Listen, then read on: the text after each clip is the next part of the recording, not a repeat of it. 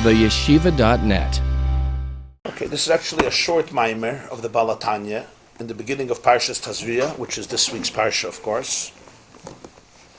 And it starts with the pasuk, which is the opening of the parsha, where Hashem tells Moshe, Eisha ki Tazria v'yolda zocher. When a woman conceives and gives birth to a male, so the Torah goes into the halacha of the bris, then on the 8th day there's a bris, and then discusses the tumah, the impurity as a result of birth, whether it's for a male or a female, and then the blood of purity and the process of the carbon of a yeledus, etc. On this is V'amru Razal. Chazal were troubled by Isha ki Tazria v'yolda zocher. The process of birth is a complex process. But the Torah could have just said, Isha ki yolda zocher. A woman gives birth to a zocher. Yes, you don't just give birth to a zocher. There's a process of intimacy and conception and fertilization and development of the fetus, and then there's birth. But you're not getting into the whole 9-month process. It says, Isha ki yolda zocher. Isha gives birth to a zocher. What's Isha ki Tazria? When a Isha generates zera, and then yolda zocher. So Amr Razal, on this is a famous Gemara in 2 places. Brachas daf Samach Amud Aleph, and Maseches Nida daf Lamed Aleph Amud Aleph. Zog the Gemara, Isha mazras tchila yeledes zocher. Ish mazria tchila yeledes nekeva. Well, the Rebbe says v'zeh ploi. This is very strange, very bizarre, very difficult to understand. Gemara says there's a klal here. What's the klal? Isha mazras tchila. If it's Isha ki Tazria, if the woman generates the zera first, if the woman generates the flow first, the product will be a boy, a male. The other way, Ish mazria tchila. If the man generates first, then Yeledus nekeva. She's going to give birth to a female, which is basically, it goes the opposite way. So if the woman generates the flow first, however you teach ki Tazria, you have to understand exactly what that means also. He's not here getting into the pshat of the Maimar Chazal or the biology of the Maimar Chazal, which there's been many discussions over the years. Exactly, can it be defined? Can it be seen? Can it be experienced, etc.? But what Chazal are saying on some level, obviously, is if it starts with a woman, Isha mazras tchila, if she generates the zera first, the product is a boy, not a female. And the other way, Ish mazria tchila yeledes nekeva. It's a very strange reality. What does this mean? What's the idea? L'chayri, you would say, if anything, opposite, or it's not dependent, it's not connected. The philosophers discussing this Maimar Chazal, nidchaku, they pushed themselves to be meyasha. When he says here the philosophers, he's talking about philosophers who were loyal to Mamar Chazal. It's not some philosophers of Athens or or other places. For example, this Pirush that he's going to say is brought in Rabbeinu Bechaya. It says Val Philosophim. Rabbeinu Bechaya wrote a very philosophical work, so he calls him Val Philosophim. But it's brought in Rabbeinu Bechaya. Since the woman generates the zera first, so Rabbeinu Bechaya says, so the seed of the zachar comes second, comes last. V'ila gavar. So the one on the top prevails. That's how he teaches it. If the man generates his seed first, so now tipas hanakeva, the flow, the orgasmic flow of the female comes second. That's on the top, so to speak. So we law gavar. So the one on the top prevails. In Gemara and Pesachim, there's a machlokes between Rav and Shmuel about kashrus. Tata gavar or ilah gavar. Does the lower one prevail or the higher one prevails? It's negeya in Yeridea when you have 2 pieces of meat in a pot, and one is kosher and one is non-kosher, and they're on top of each other. Do you say tata gavar or ilah gavar? If both are hot, so the taste will transfer. If one is hot and one is cold, so let's say the top one is hot and the bottom one is cold. If you say tata gavar, the one on the bottom prevails, so basically it cools off the top one. So when things are cold, the taste doesn't transfer. When there's heat, so that the molecules expand, and the taste of one entity gets absorbed in the other one. So machlokes Rav and Shmuel. One holds the law gover, you have to go based on the top one. If the top piece of meat is hot, the whole pot is treif. The other shit is tata gover, the lower one prevails, and therefore, if the lower one is cold, it's fine, the pot is kosher. You could take the lower piece, or the higher, the top piece, you just have to peel off the point of contact with the treif of meat, and you can eat it. In Yeridei lahalacha, we say in Yeridei the tata gover, that the lower one prevails.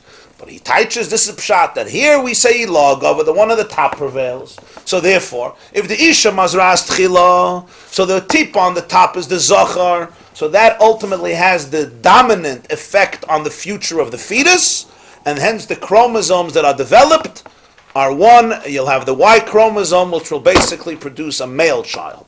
If Ish mazriya tchila, so then the tipus of the nekeva will be second, will be on top, and therefore that will become the dominant feature on the fetus, and the fetus will be a female. That's what he says, the philosophers, nitcha kuli yashav.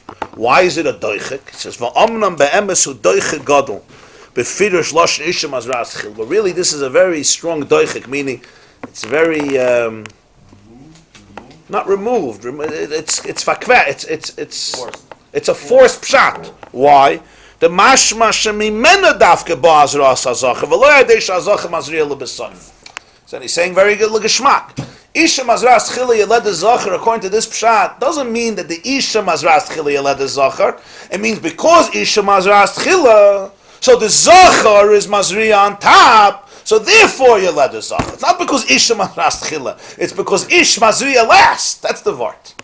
The lashon of Chazal is mashma, that there's a relationship. Because Isha mazras tchila, because the woman started, therefore there's a boy. According to their pshat, no. It's not because the woman started. It's because she started, so therefore fakert.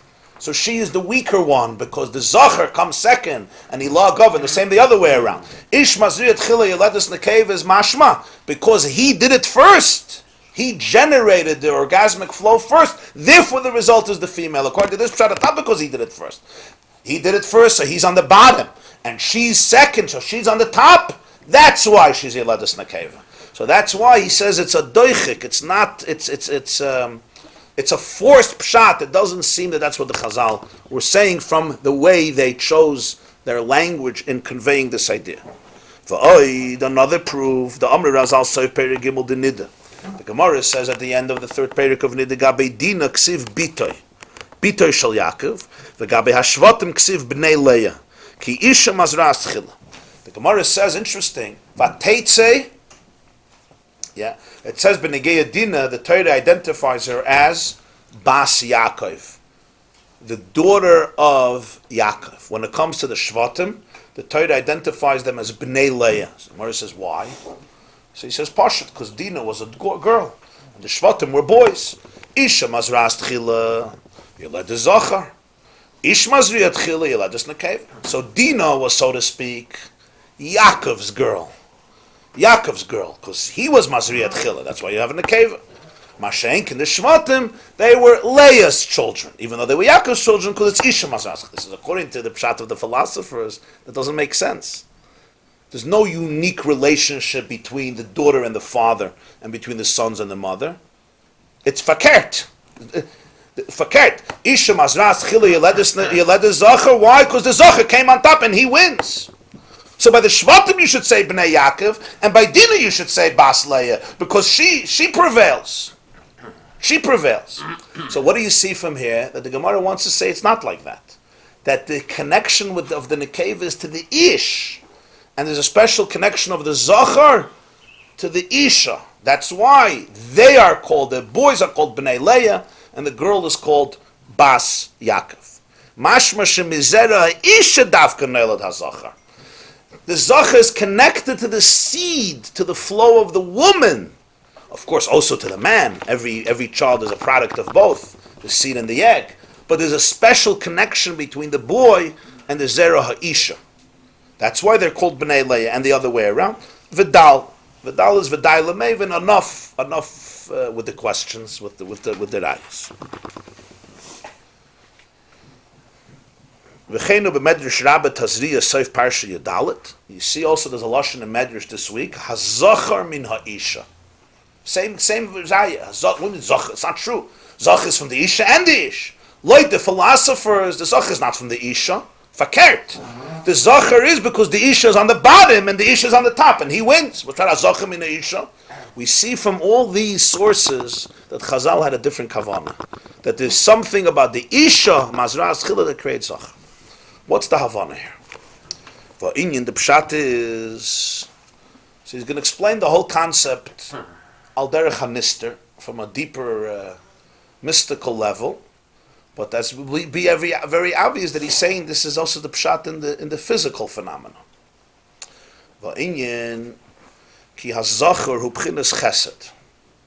Generally, a zachar, male, is associated with midas ha-chesed, k'diksiv, Zochar Chazda. Zochar Chazda literally means, we say it in davening Friday nights from Tehillim. Zochar Chazda v'menosel leveis Yisrael literally comes from the word Zecher, memory. He remembers his chesed. But as is often in the case, since there's no Nekudis, so it can also be pronounced not as Zochar, but Zochar Chazda. Chesed is just a remez, that chesed is associated with Zochar. Unekeve b'chinas gvura. Femininity is associated with midas hagvura, with the attribute of gvura, of strength. That's why there's an expression in Gemara, Dina de Malchusa Dina. Malchus is femininity, and Malchus is associated with Din, which is midas hagvura. Again, it's a remez in the sources, a mystical remez in the sources, homiletical remez, that Malchus, which is femininity, is associated with Din, which is midas hagvura. Midas hadin, Dina de Malchusa. The Gemara says about Mitzvah about Sarah Shabashasha Bisru Amalachim Shasidu Shatelet Ben Zacha Pirsa Nida. When Sarah heard that the Malachim gave her the news that she's going to have a baby, at the beginning of Parshas Vayera, it says that Avram asked her to make bread, and Lepoil there was no bread. He didn't serve bread. He served meat. He served milk. He served yogurt, but he didn't serve bread. So the Gemara says that when she heard the news that she's going to have a baby, Pirsa Nida.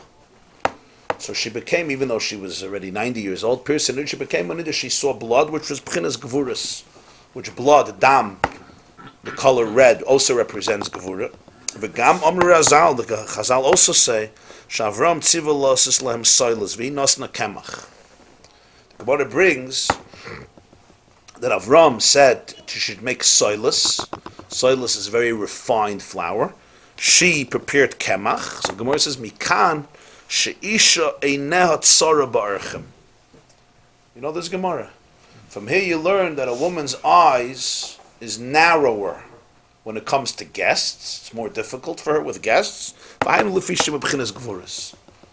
Avram says soilus, she says kemach, which is not like soilus, because it was more difficult for Sarah to have guests than Avram Avinu, einat Sarah ba'archem, because this is all a woman is mebchinas gvuras. Generally, Sarah was associated with gvura more than Avram, who was associated more with chesed.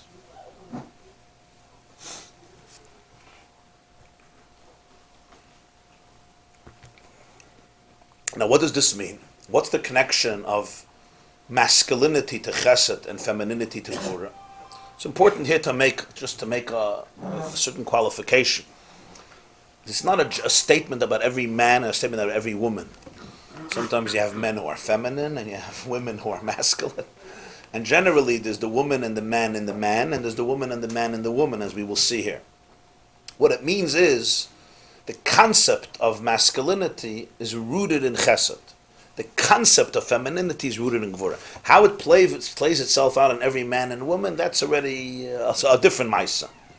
But generally the two are connected, and you could see it also with men and women. What's Pshat? Men are associated with Chesed, women are associated with Gvura.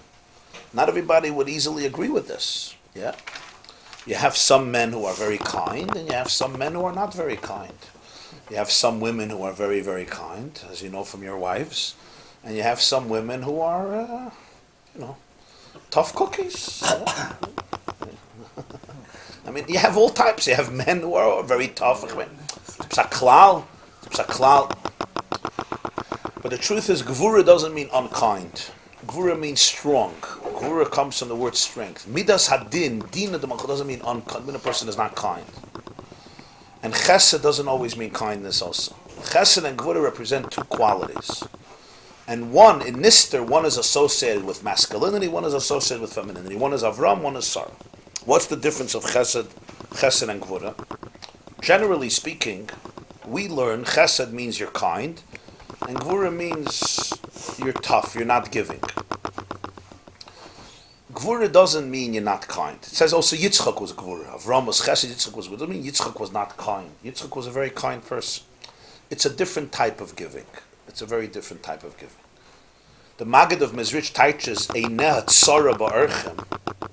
What's a ne'at tzara? Literally, if you English translation, it means her eyes are stingy. Tsar means stingy, narrow. Literally means she doesn't want guests. She doesn't want guests. Now, it's a little bit of a difficult thing to. What does it mean? Women don't want guests, and men like guests. I mean, you see that as a fact. Again, you have women who don't want guests, and you have women who open their house, and sometimes women work for guests, for Orchim, for Shabbos and Yom Tov. Some of you just made Pesach. I mean, you know what the women did. It wasn't Pashut. It was a ne'at tzara b'archim. Depends. And all men love guests. Some men hate guests. Yeah. The Maggid says something very heavy. He says, a ne'at tzara. Tzara comes from the word tsar. Tsar means narrow. A ne'at tzara b'archim. Her eyes become narrow when there's an oirach. What's the Havana of this? The Havana is, whenever you have a lot of guests at a table, you can't give each one of them personal attention. It's impossible. Because every person, if you can have a real conversation, so then it could be very private and very open, and then there's other guests. So it's more of a different mahalach. When you have a lot of guests at a table, it's more like a party, you're running a show. Women are intimate by nature. They cherish a personal relationship. So Einat Tzara ba'archim. He teaches the word tsar. Her eyes are tsar. It's hard for her to have this expansive experience with a lot of people and there's just a general energy in the house at the table. She wants to have more of a tsar, a narrow, a personal relationship, a more intimate relationship. It's difficult to have a whole marach. Men are better than this, they like to it's filinatish, yeah, bring in another 50 people, another 70 people. Yeah, better, there'll be a lot of singing, a lot of drinks, a lot of good food. Just bring out the food, bring out the food. They're not as sensitive. Now, when you think about chesed and gvura, it's connected to this singing as well. Huh? What is it?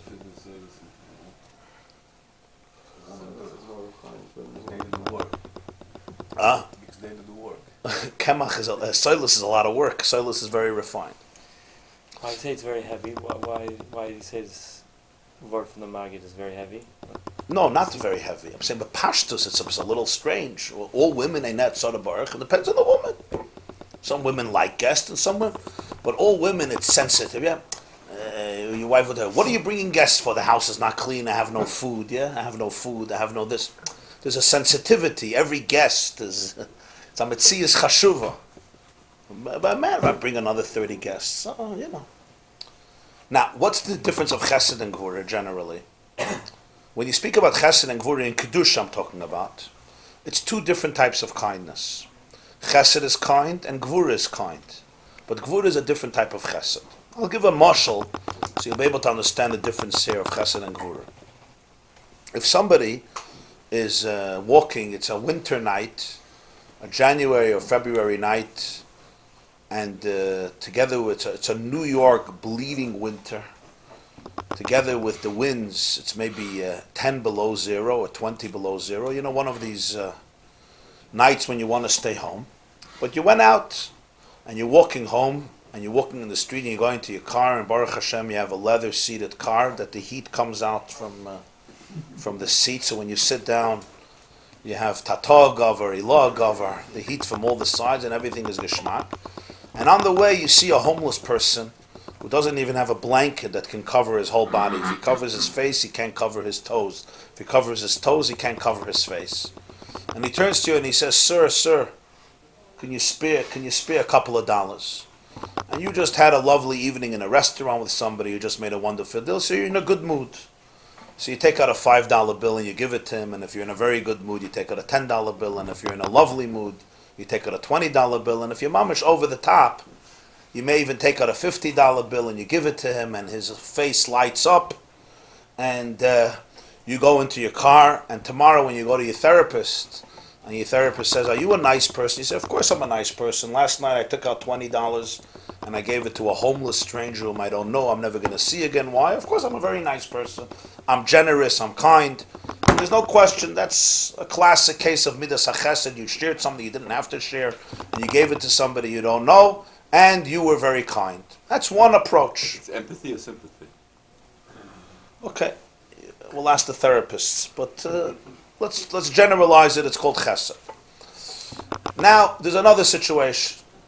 You look at the same person and he asks for money, and you look into his eyes, and you know that this $20 bill is not going to go to buy tofu or barley kernels or even orange juice or nice water.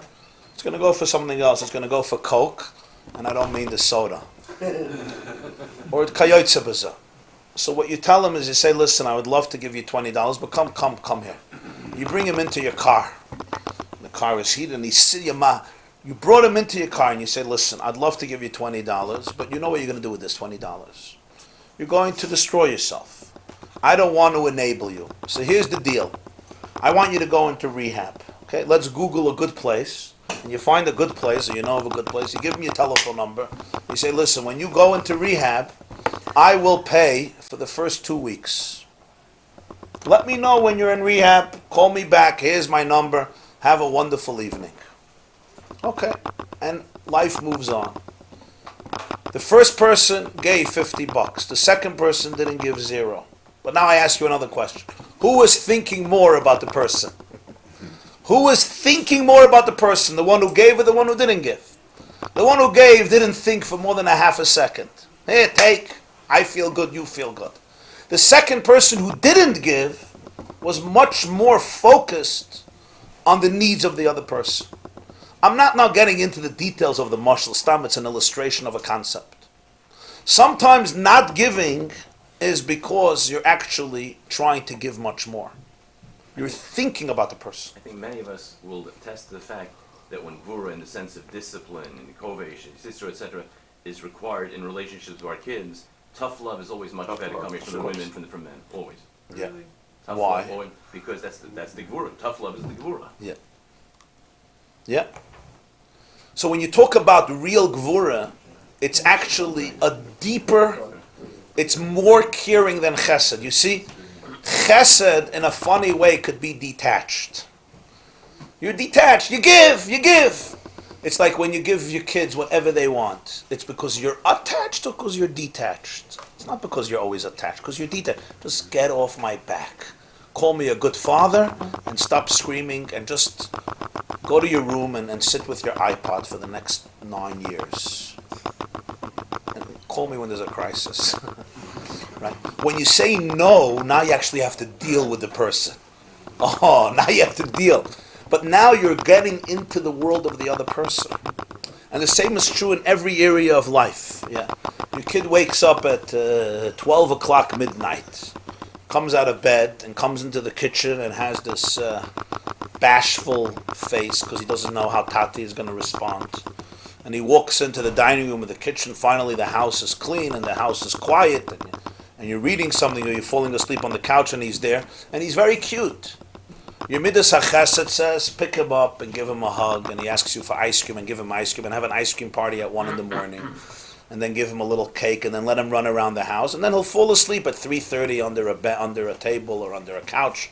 Well, yeah, like a good kid. Now, when you lift up that kid and you kiss him at 12 o'clock at night and you give him ice cream and this, you're being very nice, and it's not fake. You love this kid. You'll sacrifice your life for him, but you're not really thinking about him, because if you're thinking about him, tomorrow his day is going to be miserable. You put him back in his bed and he cries for the next half an hour. It's not chesed, it's gvura. But you were actually thinking about the person. You were in touch with the consequences of a person. A woman called me that her chassan, who was a talmid of mine, got engaged. And she says he's He speaks on the phone with my daughter, with the colleague. They were on the phone for 13 hours. They got engaged. Oh, 13 hours. So she was horrified. I said, first of all, the Eibishter is a halfa, because I don't know once they're married if they're ever going to talk for 13 hours. They talk for 6 minutes. It's showing a good shalom bayis. So, cherish it. It may not be the worst thing in the world. It's not I don't know. But I said, what's the problem? Okay, I mean, it's new for both of them. They're excited. She says, no, my daughter has to get up at 6 in the morning. She goes to teach. He's a yeshiva bacher. He could sleep, I won't say at which hour, but he could sleep in a little bit after Vasikin. And it's a problem. He keeps him up, and she has to teach all day, and she's exhausted. Okay, so I say he'll come here. I'll ask him. So I asked him. So he tells me, he says, you're right, but what should I do? I love this girl. He says, I love her. I can't get off the phone. I can't hang up. I can't hang up on the phone. So it was very interesting. He meant it. He meant it. And let's not call it infatuation. Let's say it's love. What is it? This is chesed. Chesed means I love you and I can't get off the phone. But there's only one issue. You're not thinking about the other person. You're thinking about your love, and you're thinking about your experience, and you're thinking about how geschmack it's for you. Maybe you should also think about the other person. They're going to have a miserable day because they need some sleep. So gvura, in which you detach, it's not because you're detached. It's because you're attached. And therefore you're focused on the consequences, long-term consequences of the other person. Chesed is more, I feel good, I like you, I feel positive, I give it to you. Gvura, I hold back because I may not be expressing love. You know what I'm expressing? I'm expressing respect. Now what's deeper, love or respect? At the first glance, love is more exciting than respect. But really, respect has a depth that love doesn't have. Because love doesn't acknowledge that you're a separate person. Love often says, you're just part of my love. You're an object of my love. Respect means you're not an object of my love. You're a separate person. You have your needs, you have your distinct identity, and I respect that. When I tell my child no, what we call tough love, what am I really saying? If it's coming out of cruelty, we're not talking about that. That's a different gvura. That's Esav's gvura. Yitzchak's gvura doesn't come out of cruelty, it comes out of kindness. It comes, I'm so attached to you that I'm actually thinking about what is good for you. Not only today, tomorrow, after tomorrow, and 10 years from now. That's a whole different experience. So you have to understand that gvura doesn't mean you don't care. Gvura means you care more, and therefore you're aware of all the consequences, and therefore you have to create space. You have to create space. You have this in a Mishnah, Masechta Ediyos. It's a very fascinating Mishnah. The Mishnah says, I think it's in Perikei of Mishnayos Ediyos, Akavia ben Mahalel was one of the great Tanoim. And he was dying. So the Mishnah says, B'shas misasai, when he was dying, he had a child, a yasim, an orphan. He would be an orphan, and he told his father, before you die, P'koid alai l'chaverecha. Tell your friends about me. He was basically asking for what we call good old protectia. You're one of the top, call in the chachamim and say, listen, ich hab hazun, I have a son, he's the genius of the century. Set him up with the best yeshiva, the best chavrusa. Just give him everything. That's what he asked for. You're from the top. Get me in the door. So what does his father say? His father says, Loi, I won't do it. So he says, Abba, Shema Ovel Matzasabi. You think I'm such a bad kid? Why would you do this? Get me into the best yeshiva. Get me the best chavrusa. Get me the best shir. Why wouldn't you do this? He says, no. And you're wondering, you're reading this Mishnah, the man is about to pass away. You have to be so cold. So cold at this moment, your son is asking you for a simple favor before you die. Get me through the door. So his father says no. And he explains to him, tells him 4 words. And his 4 words are, you know what the Mishnah says? Ma'asecha yikarvucha, u'ma'asecha yirachakucha. Your deeds will bring you close, and your deeds will bring you far. And he passes away. That's it. What was he telling his son? Was he being kind, or was he being cruel? Was he being attached, or was he being detached? He was telling his son as follows, I could get you through all the doors. I can have all the doors opened for you. But for the rest of your life, you will know one thing. You're living on your father's credit card. Your father was great, and therefore you're living off him. I believe in you too much to do that to you, my dear son. I will not do that for you. Because you're not going to have a father. If you would have a father, no. Because you're not going to have a father, what's the greatest gift a father can give his child before he passes away? The greatest gift is that the child knows that he is empowered to be the author of his own biography. He is empowered to orchestrate his destiny. He's not a victim of his father's prestige or his father's guilt.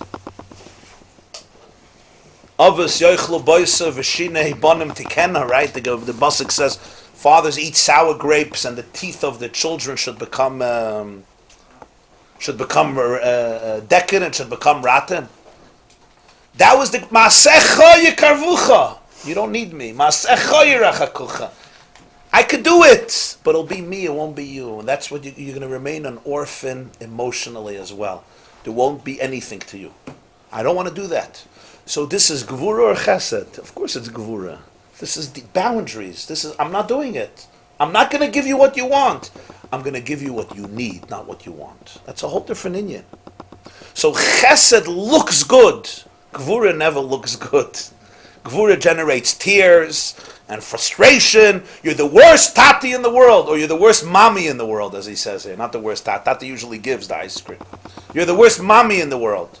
But why you're the worst mommy in the world? Because mommy cares.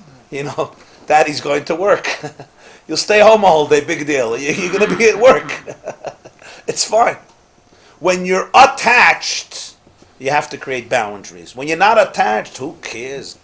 Take what you want. I don't care about you. Take more, take more. So gvura, real midas hadin, when you're dealing in kedusha, comes from the fact that you're closer. And because you're thinking more about the person, you understand the need for respect. Respect means I respect you. And because I respect you, I will not give you something that will please you at the moment, but ultimately it will ruin you. It will not be good for you. So let's understand, it's harder to have gvura than chesed. For a bal chesed, it's harder to have gvura than chesed. Chesed is easier. Now, this doesn't mean you should always have gvura. But it means that midas ha-gvura doesn't mean you're unkind. That's the connection. Now, generally, when you speak about men and women, women are more attached to situations. Whenever you're more attached to situations, attached to people, attached to a house, attached to a marriage, attached to a relationship, women are very intimate. They're very connected to things. They're less aloof. They're less detached. There's a mile in this, the mile in this.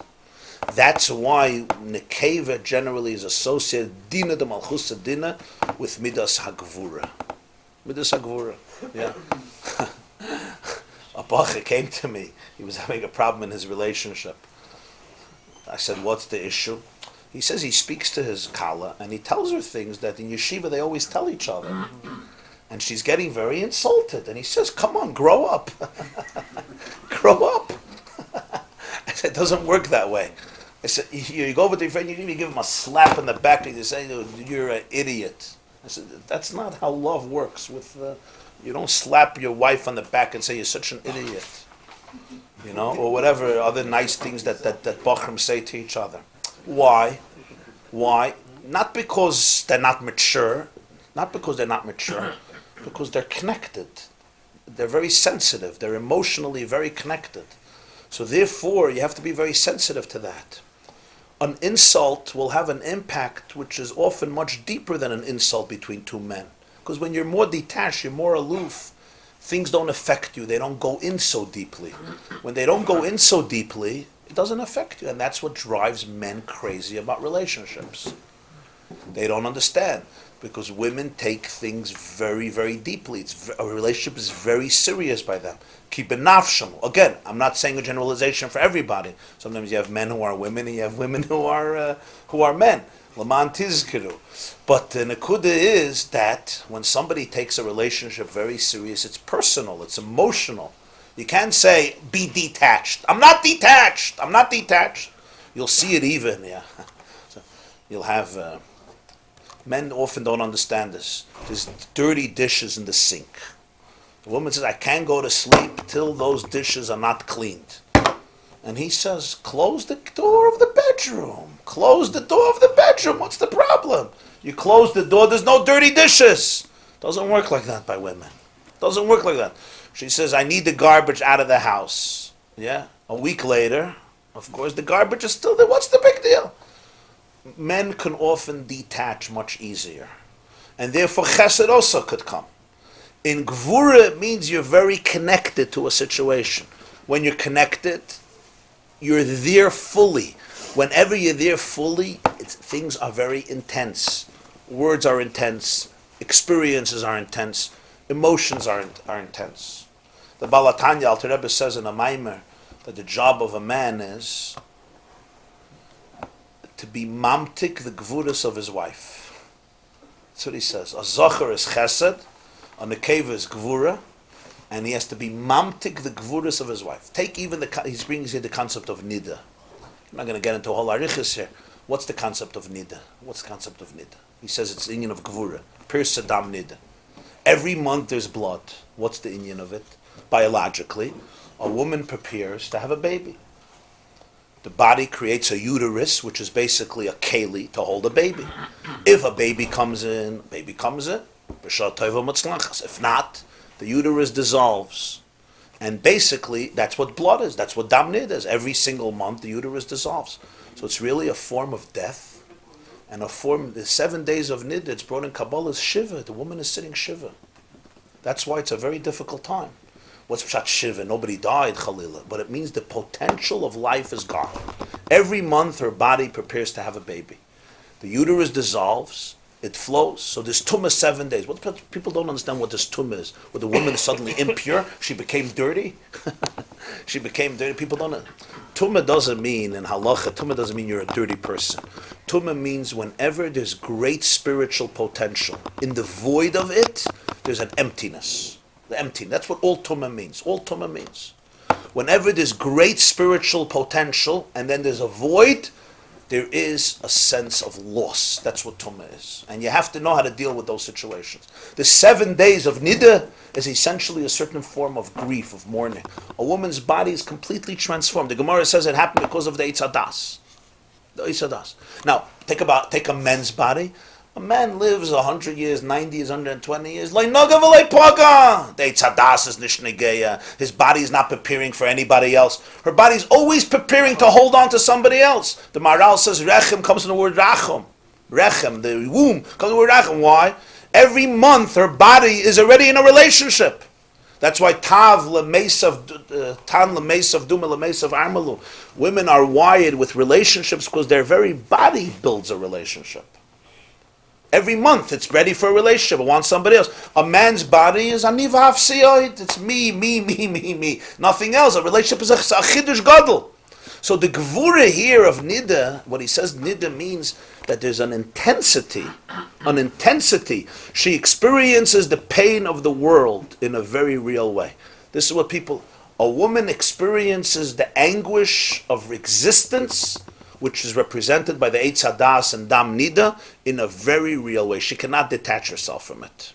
So you can't expect a woman not to be intense. If you find that, fine. Go to Hawaii and retire over there. God bless you. But it's very rare. A woman, by definition, she's emotionally intense. There's a lot of intensity in emotion. Don't say, when men start telling her, chill out, relax. The worst thing to tell your wife. Chill out. Once in a while you could say that it has to come with hachana, with hechshemi, if you know how to say it, when to say it. But come on, just forget about it. It's a strange thing to say. It doesn't work that way. And today, a lot of men are like women. You also can't tell that to men always. They get a crisis. You have to know when to say it. Are you saying it from a place of detachment or from a place of attachment? Whenever you tell somebody, chill out, basically what you're telling them is, you're a headache. Leave me alone. And you're causing me a headache, leave me alone. You're not telling them to chill out. You're just telling them, get out of here. You're bothering me. Women get much more upset because they feel it immediately. Don't say that. You have to What do you have to do? You have to create space for it. Hamtakas hagvuris. The Alter Rebbe writes in a Maimer, the job of a man is to be mamtik the gvuris of his wife. What's that? Be mamtik the gvuris of his wife? To be able to create space for it without becoming insecure. The challenge we have is we become insecure. When we feel people are emotionally intense, we feel it's an attack on us. So therefore we get very, very uncomfortable. Your wife's emotional intensity is not an attack on you. It's her way of experiencing life. When you come home and your wife tells you how difficult the day was, many men think she's telling you you're a miserable husband. That's where they get upset. You come home and all you do is kvetch and kvetch and kvetch and kvetch. This was bad, this was... Okay, this is not saying that some women are mahadir in this for 70, 80 years. That's a problem. I'm not talking about a woman who doesn't stop. Then you have to know if there's mental illness. You have to know if there's depression. You have to know if there's very difficult anxiety. I'm not talking about these things. These are serious situations where the gvura becomes overwhelming and there's nothing else but anxiety and nothing is good enough. And anger and upsetness and depression and all that. So please don't, I'm not trying to sugarcoat any of these challenges that some of us are aware of too well. My point is, emotional intensity you don't have to get scared of. You know what you have to do? You have to be powerful. You have to be a man. What's that? You have to be a man. Zachar chazda. You have to have chesed. You have to say, you know what? I'm big enough to be able to contain it. Here, you create a uterus. You open up your heart. You say, here, I have place for it. Here, bring it in. You had a hard day. I'm sorry. Let me hear about it. Create space. And you know what happens? The moment you look at your wife and say, you had a hard day, let me hear about it, suddenly she didn't have a hard day anymore. Suddenly, in 5 minutes, the day was a good day. Why? It's a pella de kazach. Because what she was looking for a relationship. She was looking to express it. What happens if you're afraid of it? So then you have to crush it. You have to destroy it. You have to be mavatal it. And then what you're doing is you're delegitimizing the other person, and it's coming because you're afraid of accepting the other person for who they are. So that's one aspect. There's other aspects. One aspect of this distinction that he's making here between the Zachar being associated with Chesed and the Nekeva being associated with Midas HaGvura. Okay. Page 38, right? Parshas Tazria. The line starts with B'chinas Gvuras.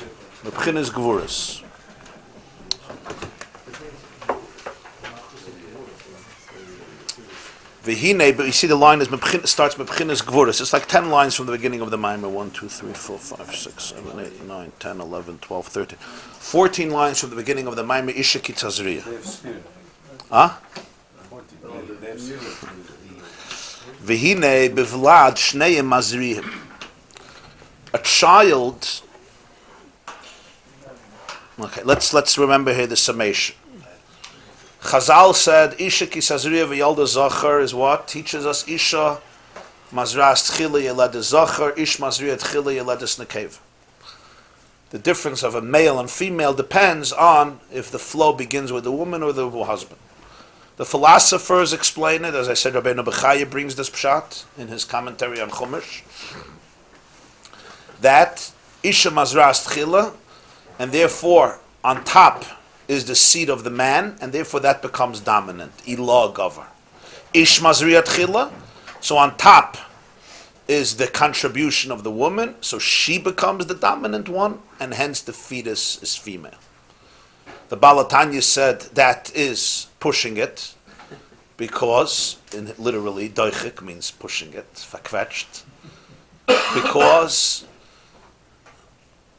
the lashon of the Chazal is Isha mazras tchila yeled zach. It sounds like the zach is connected to the fact that the woman began, not that the man ended. Not because she began, so therefore he's on top. Then the emphasis is on the wrong person. It's not Isha mazras tchila. It's Ish mazriya sheni. It's Ish mazriya acher yeled nekeva. Not the emphasis. It sounds like is on the Isha mazras tchila. That's the word. And he brings from the Gemara in Nida clearly that Bnei Leah are the boys, and Dina is Bas Yaakov. According to the philosophers, There's no connection between the son and the father, between the son and the mother, more than the son and the father. Mitzad dis inyan, fakert. Ilah gavar. The reason he's a boy is because the male seed is dominant, because the male chromosome, as we would say today, is dominant. Not the female. Dina is Bas Leah. The Shvatim Abnei Yaakov is the Punkt Farkert. So therefore, for this, to explain this, the Alter Rebbe said we have to understand it on a different level. And he started to explain that generally, femininity and masculinity generally are rooted in the two midos of Hashem, Chesed and Gvura. Masculinity, Zachar Chazde, is associated with Chesed. Femininity, Dina de Malchus Dina, who experiences the concept of the Nida. Eisha and Eisha Inet, Tzara Ba'archim represents Gvura, which means strength. So there's a strength in women, as we know, there's an inner strength in women that men don't have, with all due respect. I think if men would be responsible for childbirth, we would not only be an endangered species, but an extinct species. I would assume that Adam and Chava would have been the first and last generation of history, which may have made it much easier, actually, etc. So there is a certain gvura in a woman, there's a certain inner, I would say, fortitude, or there's a word for it, what women have. Resiliency. Resiliency, perseverance, a certain long-term vision. Tenacity, yes. Grit, yes. Okay. You could look up all the words on It's a resilience. In fact, it says in Medrash, so very quite interesting, that Adam Harishon, he was created from what? From Afar min ha'adama, from earth. Chava was created from what? Etzem me'atzamai, basam ibsari. What does this Medrash mean, really, if you think about it? If you take man and you bring him back to his origins, what do you have? Dust, earth. If you take a woman and you bring her back to her origins, what do you have? You have man. You have etzem, atzmius, right? That's why men's deepest fear is that they're nothing, that they're uffer. Why is that man's deepest fear? Because that's what he really is. Because that's what he is. That's what our shirish is. Man acquires his confidence when he could surrender to that truth. That's when you can actually start living. Until then, we run away from that space because that space is very real in us. So there is a certain atzmius, an etzem, which is represented by gvura, by strength, or as he puts it here in this context, chesed is very generous and it's very giving, but as we explained, gvura is strong and gvura is disciplined and gvura is tough because it's so intimate, because it's so attached, and therefore it becomes extremely sensitive to boundaries. Gvura cannot afford to make believe there's no boundaries or to make believe that there's no identity. Gvura does not ignore reality. Gvura is very, very in touch with reality, and that's why it develops into gvura. All gvura, and we're talking about constructive gvura, comes from the fact that you realize the impact of you on the other, and the impact of the other on you, and the relationship is very, very serious. It's not glossed over. And a serious relationship becomes an intense relationship. Truthful? Why not? It's only because you're looking for yourself, for the other person, not for yourself. For yourself and not for the other person. Well, there's something beautiful about chesed. It's called blind love. There's something very beautiful about it, you know.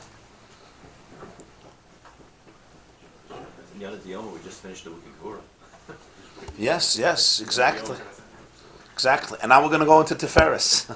It says, V'hinei bivlad shnei mazriim. Now, who's responsible for a child?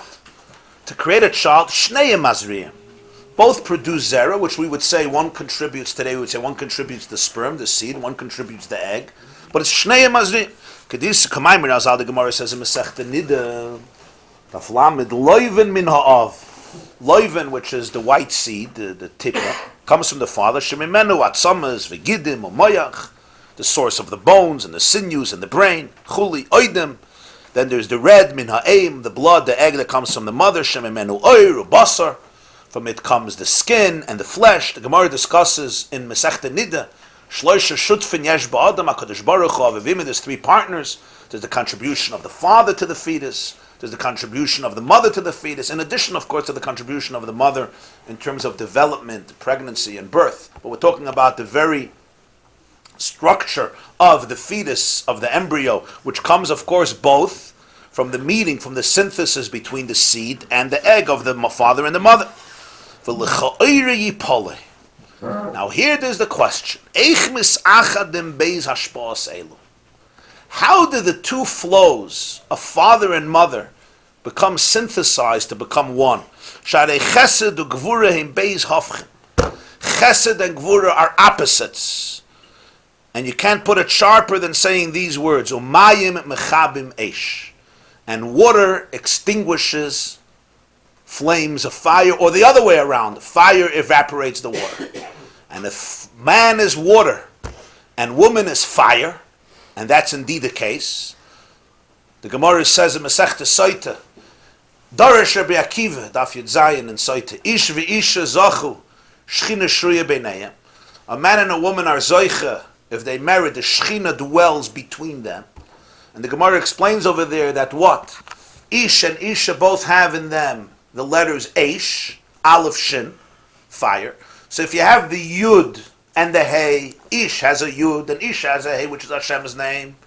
So it relaxes the flames. It turns the flames into something, what we would call a poetic fireplace. What if you take out the Yud and the Hey? What are you left with? You're left with fire and fire. But the Gemara says there's a difference. By the man, the Yud is between the Aleph and the Shin. By the woman, the Hey is after the Aleph and the Shin. Because the fire is far more intense. Now, this is what the Gemara says. What does this mean? This is what he's saying here. Because generally speaking, Gvura is fire. So by the Yud, by the Ish, the Yud is right in the middle of Ish. By the Isha, the Hey comes after the Aleph Shin. In other words, the divinity of the woman does not consist of extinguishing her fire. It's not like a woman is supposed to tell herself, oh, I shouldn't be fiery. No. The Hey comes after the fire. By the man, the Yud comes in middle of the fire. Aleph Yud Shin. Because this is the difference of Chesed and Gvura. So here's his question. Can man and woman ever really unite? So you might say, of course not. They just fake it.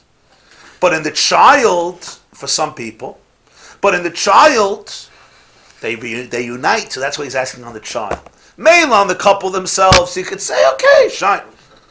They work it out, or they don't work it out. Hopefully they work it out. But the child, Rashi says in Bereshis, Al kein yazav ishas aviv es imay v'davak be'ishtoi v'hoyu l'basar echad.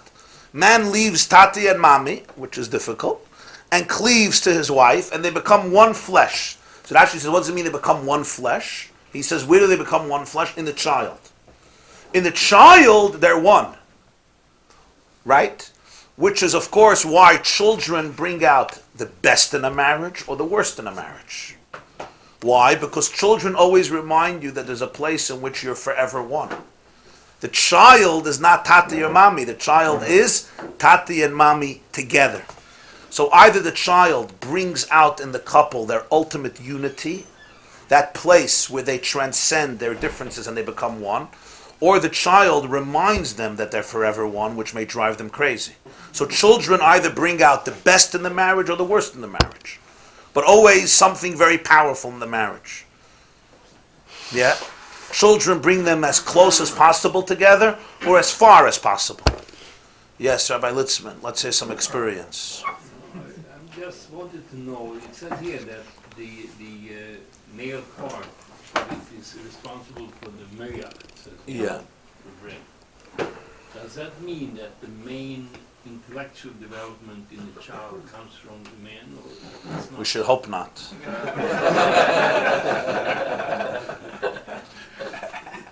No, the abilities of a person, is it more from a man than a woman?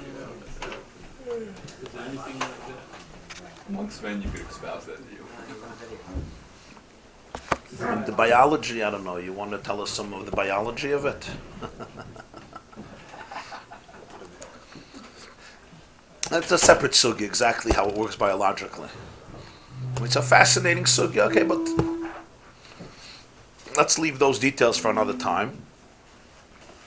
So that's his shaila. Mayim and Eish don't coexist. There's no such a thing. No inventor in the world, no genius in the world said, I'm going to show how water and fire will exist simultaneously in one space, each one intact. We have invented something called a pot. The pot brings together fire and water. The Gemara says in Brachas, Haroya Gdeira b'chaloim, Yitzapa l'shalom. I don't know how many of you dream of pots. Anybody dreams of pots? Pots of pots. If you dream of a pot, it means good things are happening. You should anticipate peace. What's pshat? So it's brought in Achroinim. What's the connection between a Kedeira and Shalom? What's the connection? The answer is because a Kedeira makes Shalom between fire and water. If you would put the fire and water together, either the fire will extinguish, will evaporate the water, will dry up the water, or the water will extinguish the flame. If there's someone strong in the middle. Exactly. You have to have a Kedeira, which is strong. The Kedeira absorbs the heat, and that warms up the fire, but there's always a hefsek, there's always a partition. What does this mean? It means for two opposites to coexist, you must have boundaries. If somebody will say, no, we believe in Achdus, everything is united. Okay, so let's bring Mayim and Eish together, what happens? One gets completely destroyed, and the other one is not here anymore. That's not called Achdus. One of the Makos was that. That was a Nes. You mean Barat. Rashi says, but that was a Chiddush, yeah? So he says, what's the dynamics here? So the first thing he's acknowledging here is that men and women are not the same. That itself is an important Chiddush. People expect husbands and wives not to have issues. There's no such a thing. You have Yechidei Zgula that way. Maybe Shana Rishayna Nix. Is that it? That's how it's going? But and you have, those great romantics. But generally speaking, it's different natures, it's different dispositions. We all know mitzad logic, it would make sense for bochrim to live in a yeshiva dormitory their whole life, and for girls to live in dormitories of women their whole lives. The standards are different, expectations are different, and so forth. I remember when I got married, I went to Eretz Yisrael. So we had an apartment. I went in, I said, wow, this is a beautiful apartment. It's amazing. My wife goes to one of the shelves, she puts her finger on the shelf, and of course, she finds dust, and she says, this is disgusting. This is disgusting. Very good. I should have told her this is my origin, right? Afar Atav, Afar Tashin. So I said to her, let me give you a little tutorial about yeshiva life. We have a policy in yeshiva, and that is, if it doesn't eat you, you eat it. That's how it works. That's what, in the yeshiva kitchens, if it doesn't eat you, it's good enough for you to eat. Okay. So those are smaller things, but then you have deeper elements. But the general distinction is you have fire and you have water. And the two are very different. Water could be also like a tsunami. Water could also go crazy. A tsunami is not fun, and a hurricane and a storm is not fun. But water relatively could be relaxed in a cup, in a bath, in a pool. The water more or less could be what's called in halacha ba'ashboirin. It's gathered together in one place. Yeah, you can have zoichelin, you can have a flow, you can have a storm, you can have a tsunami. Eish is never relaxed. There's no such a thing. You look at a fire and say, just relax, everything is all right. Just stay in one place. There's no such a metzias. Fire is always dancing, always swaying, always flickering, always trying to depart from the wick. It's like looking to kiss heaven and depart. It's not mayim. Mayim is mayim, Eish is Eish. Mayim is chesed and Eish is gvura. Mayim could be more relaxed, more reserved, more cold, more detached, more aloof. Eish is extremely passionate. Eish is fiery. Eish is intense. It's very different experiences. The question is, can Mayim and Eish come together as one? No. Mayim mechabem Eish. That's why a healthy relationship, as much as there's oneness, there's also boundaries. Which derech agav, by the way, this gives a very big hashkaf in one of the yisodas of Taras HaMashpacha, of family purity. Because Every person wants a relationship of fire, and every person wants a relationship of water. They each have a beautiful advantage. Who doesn't want a fiery relationship? You want passion, you want romance, you want electricity, you want nuclear energy. Okay, not from Iran, but you want nuclear energy in a marriage in the sense that you want there to be a lot of hergish, a lot of lot. You want there to be a fire, a geschmack. On the other hand, we know fires get very, very intense. Mayim is a different type of relationship. It's a relaxed relationship. It's like two friends. You go out for coffee, you shmooze. It's not so intense. It's not so emotional. Because when things are very intense, they go very good, but they also go very bad. They can be very positive. It's explosive. When it's mayim, it's much more relaxed. It's like almost like longtime friends or like siblings or like, old boyfriends or old girlfriends. It's like you just have this old loyalty and relationship. It's not so exciting and exhilarating and electrifying, but it's calm, it's consistent, it's stable. It's not very dramatic. Now, like, good business partners. So if you'll ask a couple, would you like a relationship like water or like a relationship like fire? Most couples would say we would love to have both types of relationships.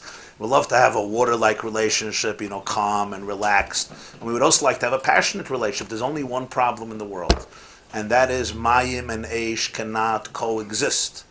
And that's why it's very hard to find both relationships together. You have relationships that's more like business partners.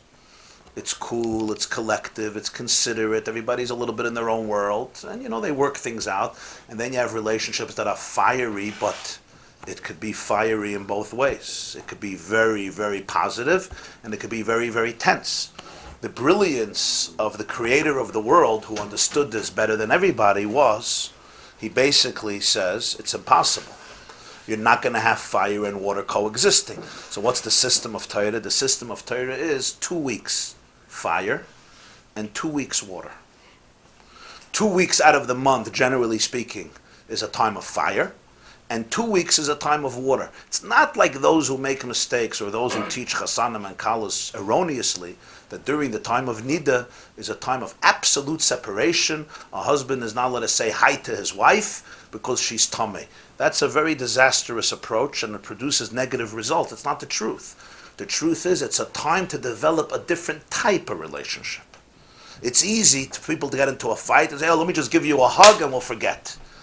Talk it out. You have to have conversations. It's water, it's not fire. You have to give respect. It's a form of boundaries. It's a different inyan. So there's mayim and there's eish. But here's the issue. In the child, they become one. In the child, that's the shaila. How do woman and man, who are so different and really represent opposite experiences, how do they become one in the child? That's the shaila. Mayim mechabim eish. The inyan is kenoida, as it's known.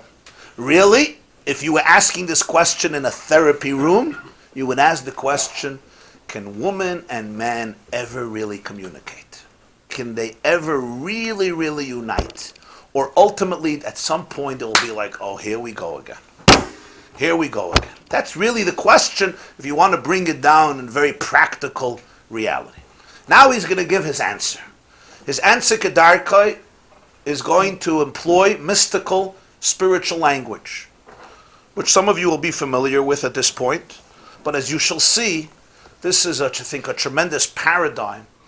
Maybe the next 10 or 15 lines will contain, I think, volumes and volumes of books that are written today, every Monday and Thursday, about marital conflict and the potential of marital harmony. The inyan is as follows. Hayud sviris klulim kol echad mehem mikulam. Whenever you speak about the 10 spheres, the 10 attributes of Hashem and the 10 attributes of every soul, each one includes all of them. There's no spheres that live in isolation in the world of Tikkun. Each one must encompass all the other 9. V'yesh b'chesed. So if you're talking about chesed, you have chesed shebechesed or gvura shebechesed. V'tiferet shebechesed chuli. V'chein b'gvura. Yesh chesed shebegvura, gvura shebegvura chuli. K'may shekasavnu b'inyan spheres, k'may shekasav b'inyan spheres ha'omer. Shem Zayin Midas v'chol echad kol Mazayin. It's the Yesod of Sfiras Ha'omer. Because Sfiras Ha'omer is 49 days. Where do you get 49 days? You're basically dealing with 7 midas. Each one of the 7 consists of all the other 7. 7 times 7 is 49. But in a larger scope, it's all the 10. Each 10 including the first 3, which is Chachma, Bina, Das, and then you have the 7 midas, Chesed, Gvur, Tiferes, Netzach, Chod, Yesod, Malchus. Each one consists of all of them, and therefore you could splinter each one into many nuances. So you talk about Chesed. What is Chesed? There's the Chesed aspect of Chesed. There's the Gvura aspect in Chesed. Talk about Gvura. There's Gvura of Gvura and there's Chesed of Gvura. Now what does this mean? It seems like a contradiction. You just said Chesed and Gvura are opposites. Each one is different. That's true. And nonetheless, each one must contain a glimmer, a trace of the other one. It still doesn't become Chesed. Chesed shebegvura is further from Chesed than Gvura shebechesed. Because Gvura shebechesed, he'll use yeshivish language, is a din in Chesed. And Chesed shebegvura is a din in Gvura. So understand that Chesed shebegvura is further from Chesed than Gvura shebechesed. But nonetheless, it's an aspect of Chesed, the way it comes into Gvura. In other words, healthy Gvura must understand Chesed. Just like healthy Chesed must employ and appreciate Gvura. And the same is true with each and every one of them. There's Bina in Chachma, and there's Chachma in Bina. And there's Netzach in Hoyd, and there's Hoyd in Netzach. And there's Netzach in Chesed, and there's Netzach in Gvura. And that's why we go through all the Sfiras Ha'omer. And each day, you focus on one nuance of the Midah. What's called the subcategory of the Midah. So you have Malchus Shebegvura. Gvura needs to understand Malchus. And there's how Gvura is expressed through Malchus, but it's part of Gvura. For Gvura to be wholesome, it needs to have Midas HaMalchus. It needs Midas HaChesed, it needs Midas HaGvura. Gvura Shebegvura. Gvura Shebegvura, for example, is focusing of Gvura in Gvura. The Gvura aspect of Gvura. And then there's the Feres aspect of Gvura. Al derech mashal, to give a mashal of Makebnoi, Umiyasre B'Shevet Anashim. The father who strikes his son, and Miyasra, he rebukes him. B'Shevet Anashim. Shevet Anashim means a scepter of men, which of course represents the idea. This doesn't necessarily mean physical. Ashtekin, yeah. But it doesn't necessarily mean physical. In other words, the concept of a father disciplining and educating a child. Hareu machmas ava. This always has to be out of love. If it's not coming out of ava, that means the gvura does not have an aspect of chesed, or the chesed doesn't have an aspect of gvura, something is missing. The father truly wants he should have a relationship with Hashem and learn his Torah of afal pikein ha'kasem yisuda mamash. Nonetheless, it could be that the rebuke, the strike, is painful. This will be called Gvura in Chesed. Al derech zenemer es shayev Hashem yochiach. The pasuk will say, who God loves rebukes. If I really love you, I will discipline my child. If I really love my child, I will discipline my child. I will rebuke my child. Why? Not because I love rebuking, but because I love the person too much. So in other words, we have a very interesting idea. Real Gvura, if it doesn't come from Chesed, there's a challenge in the Gvura, because the objective has to be here that I love the person. In other words, it should be easier for me not to discipline. It would be easier for me just to say yes, yes, yes, yes, yes. It's much easier because I love you. But because I really love you, I don't just love myself, therefore I have the need to create a discipline. So this is a Gvura. But what? It's all a part of the Chesed. In other words, what is the emotion behind the Gvura? Absolute love. He doesn't say here that hitting a child is chesed is gvura shebegvura. He says it's gvura shebechesed. What does this mean? Here you have a big side, and that is if you ever punish somebody, you discipline somebody, and you're not feeling the emotion of love, then it's already not gvura shebechesed. It's a whole different experience. Gvura shebegvura means if I have to detach from a relationship that is poisonous to me, right? And the person calls me every day, or texts me every day, or emails me every day, I have to be able to pick up the phone and say, for your benefit and for my benefit, yeah, we should not be speaking for another 2 or 3 years. Have wonderful hatzlacha, have a good life, and you hang up. That's called gvura shebegvura. Gvura shebegvura means it's employing the gvura element of gvura. Chesed shebegvura, for example, would be the emotion is gvura, but it's chesed. For example, let's say you have to fire an employee. Anybody here ever fired an employee? And you're a nice guy. It's not an easy thing to do. But let's say he's destroying your business, or it's not good for him. Even if it's not good for him, it's not good for you, yeah? How do you do it? You could come in and you could say, I've rarely met an idiot like you in my life, and therefore I am happy to say you're fired for eternity. Leave the office, I never want to see you again. Right? That's not the way to do it. Chesed shebegvura means the emotion is gvura, there's a distance. But the way you do it is with kindness, with respect, with sensitivity. With sensitivity. You understand what I'm saying? You say something nice to the person, and that a person can always do. Always do. Sometimes Gevirim give tzedakah and they don't realize. I was speaking to a group of them. I said, a yid comes for tzedakah, yeah? Not everybody you're going to give $18,000. Not everybody you're going to give $18,000. Some people you're going to give $18, $10. But you could be nice. You don't have to make a person feel like a shmata.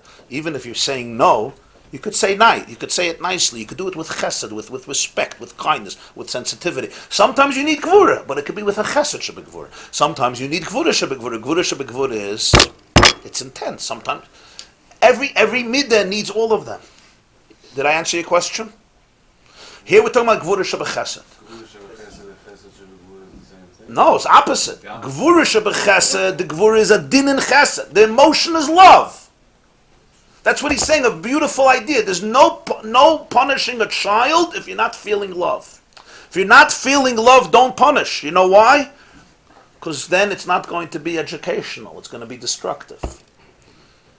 Gvura shebechesed means the gvura is an outgrowth of the feeling of chesed. Because I love you, I'm behooved to discipline you. It's very different. The modulator, really. Yes. The modulator of the prime midah. Yeah. That's the prime. That's the source. That's the mother. Gvura is a child. Chesed shebegvura is fakert. The emotion is an emotion of gvura, an emotion of strength, of discipline, of boundaries, of structure. But it's being expressed through chesed. It's being expressed in a very nice and loving way. Boundaries could be very loving. They don't have to be cruel. They don't have to be sadistic. They don't have to be negative. They could be gvura could be very kind. Then you have tiferes. We'll soon see. So you have chesed is love, gvura is discipline, tiferes is empathy, netzach is victory, the ability to be victorious. Hoid is submission, surrender, humility.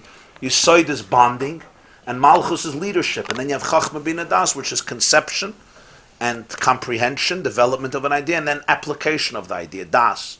We learned some time ago about das. So each midah is kolel of all of them.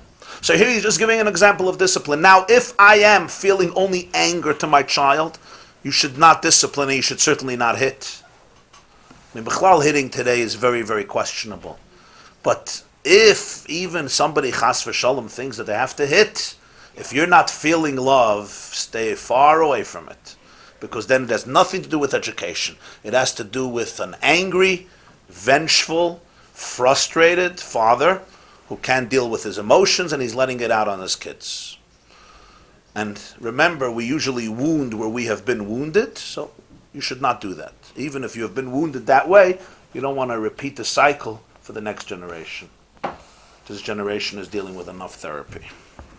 So therefore, Gvura shebechesed is as hashayev Hashem yechich. Ulahepech. I'll put it differently.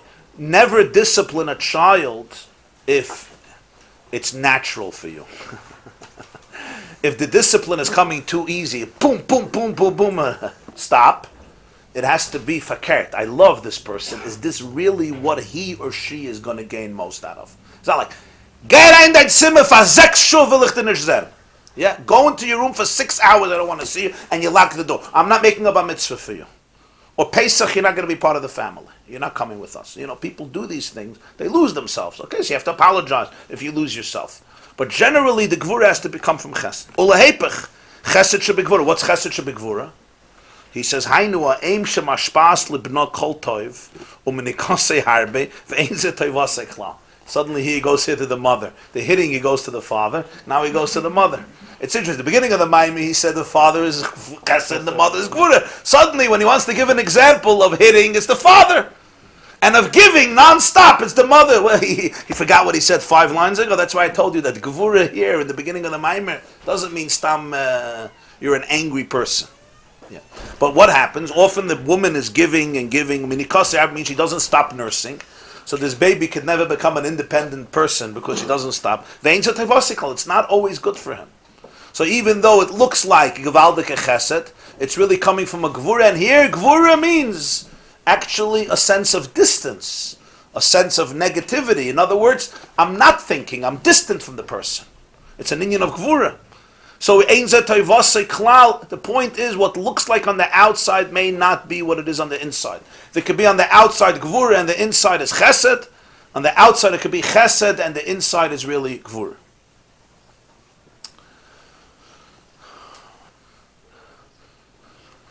So Ma'aseh of Reb Nachum Chernobyler, of Reb Mottel Chernobyler, the Maggid of the Chernobyler Maggid. Reb Nachum Chernobyler was a student of the Baal Shem Tov. His son was Reb Mottel Chernobyler, Reb Mordechai of Chernobyl. A lot of the Twerskis are descendants of him. Reb Mottel Chernobyl, he's known the Chernobyler Maggid. His father passed away with Aleph Chesh from Tovkuf Mem Ches. He was from the big tzaddikim of his generation. He wrote a sefer called Moir Einayim. Famous sefer Moir Einayim, Reb Nachum Chernobyler. He passed away Tovkuf Mem Ches, 1787, in Cheshvan. Reb Nachum Chernobyl, after he passed away, his son, Reb Mottel, had visions of his father. Once, for a long time, he didn't see his father. So he was very, very distraught. And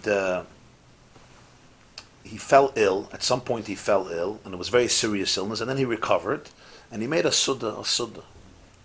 At the suda, Reb Mottel Chernobyl said that when he was ill, he lost consciousness. They didn't know if he's going to make it. And he said his neshama went up, and he met his father. And he says, "Father, I haven't seen you in all this time." He says, "My neshama was not coming to you for a reason. There was probably a blockage." He said, "Have you sinned recently?" He says, "No, I don't know." He says, think, did you do anything wrong? He says, "No, I didn't do anything wrong." He says, "Let me ask you something. People come to you for help. Do you always help them?" He says, "To the best of my ability." He says, "Did you ever not help somebody?" He says, "No, I always try to help." So he says, "Remind yourself maybe something where you distance somebody." So he said there was once a person who came not long ago and he asked for help, but he says there was nothing I can do for him. So Reb Nachum said, "So what do you tell him?" "I wanted to make him feel good, so I told him this pasuk. Ki es hashayev, Shlomo Melech says in Mishlei, Ki es hashayev Hashem yechiach. Whoever God loves, He rebukes. So I told the person, probably God loves you. So that's why He's chastising you, because it's coming out of love. That's what I told him." So Reb Nachum Chernobyl said, that was the problem. He says, "Let me tell you how we learned this pasuk in Gan Eden. In Gan Eden, we also learned this pasuk, but the comma is in a different place." He said, we read it like this in Gan Eden. Ki es asher yehav. When you love another Jew, Hashem yechiach. You give musar to Hashem for hurting him. Es asher yehav. When you love another Jew, Hashem yechiach. You give teichach kavayachol to Hashem. He said, instead of telling this person how much God loves him, you should have gone to God and say, "Come on, why are you doing this to this person?" He says, "That's why I couldn't come see you." That's what Reb Nachum Chernobyl told him. And there was a ma'aseh by Reb Nachum Chernobyl that it's very interesting. There was a yid, there was something by the Kabbalists called a Magid. The Beis Yosef has a sefer called Magid Mesharim. They had Magidim, like angels that would come to them and teach them Torah. So a yid, such a type of spiritual source, came to the Nachum Chernobyl and offered him to teach him every night. So he said he has to have reshus from the Baal Shem Tov. He has to have permission. And he went to the Baal Shem Tov, and the Baal Shem Tov said he should stay away because he comes from the koiches of Klippa. Don't go, reject him. So he did. So the Baal Shem Tov asked him afterwards, "How did you know that you have to ask permission?" A yid comes from Milmaila and wants to teach you Torah. Everyone would say, "Wow, it's like Eliyahu and Levi. How do you know?" So he told the Baal Shem Tov, He said, I was an orphan. And my father remarried. And he married a stiefmama. A stiefmama is a stepmother. And she was a machshefa, a marshas. She was a horrible woman. She hated me. Sometimes with step-parents and stepchildren, not so simple. She had something on me, and she abused me. And I had to have permission. Every time I went to take food, I had to have her permission. It was once in the middle of the night, and I was thirsty. So I went, and I think there was a little milk. And I went and I took the milk. And she was up, or she saw me, and she gave me makas, she gave me klep. So I said, what are you giving me klep for? What are you giving me klep? I need it for my health. She said, true, but even that which you need for your health, you have to ask permission. And it was horrible. I grew up, and I thought to myself, why did God put me in this situation that I had to deal with this woman? Why? It must be there's a lesson. So now when this guy came to me and he said he wants to offer to teach me Torah, I remembered what this lady said. Even if you're doing something for your health, you have to ask permission. I said, that's why I learned it. So I told him I have to ask permission. This is how he converted. He took his challenge on how he converted it. Okay, we'll stop here. So the question that was raised here in this Maimer is, if men and women are so different, and essentially in many ways opposites, and not because they choose to be opposites, but it's based on their biological, emotional, and spiritual identity, how indeed can there be true unity between them, especially in the child? The child who, as the Gemara says in Masechta Nida, and we know biologically, is the complete product of the unification of father and mother. The father's seed and the mother's egg, which completely become synthesized and integrated and unified into a complete achdus. V'hayu lebasar echad. If it's two opposites and water extinguishes fire, and fire would dry up the water, how do they actually come together? And they thrive, they live together in it. In order to understand this, he says that the 10 spheres in a healthy, wholesome world must be integrated. What do we mean integrated? Each one encompasses all the others. As he gives the example, there's chesed shebechesed, but real chesed must have gvura shebechesed, which is the discipline component of chesed. There's gvura shebegvura, but there's also chesed shebegvura. All the spheres are included in each other. Each one. And only then do you have a wholesome structure. So even a person who is rooted in chesed, a soul of chesed, must learn how to employ gvura as part of his chesed. Because the chesed won't be wholesome and healthy if it doesn't have components of gvura. And even a soul who's rooted in gvura must learn about chesed in order to be able to use chesed to service the gvura. Even if their primary paradigm is chesed or gvura, tiferes and netzach. It says that he brings in Likkutei Torah that when Aaron would light the menorah had 7 lamps. The 7 lamps were connected to 7 midas, because the Jewish people are divided into 7 groups. There are souls that are rooted in chesed and in gvura and in tiferes and netzach. But it doesn't mean that you're one-dimensional. In life, you're not one-dimensional. But the question is, what's your ikar? What's your shoirish? What's your mohus? So when Aaron was lighting the menorah, he was, so to speak, lighting up. He was igniting the souls of chesed, the souls of gvura, the souls of tiferes. But there still is an integrated relationship between all of them, because each sphere encompasses all the other spheres. And this is a big klal. A big klal in Kedusha is that there's balance. There's integration, like we learned in many other Maimarim. It's different in Toyu and Tikkun. In Toyu, each midah was completely isolated and lonely, and hence there was ultimately a breakdown, a collision, where in the world of Tikkun, it's not the Zet HaChazeh, it's called Partzufim, it's structures, where each one gives and each one takes. It's not one-dimensional. So now we continue weiter. V'hinei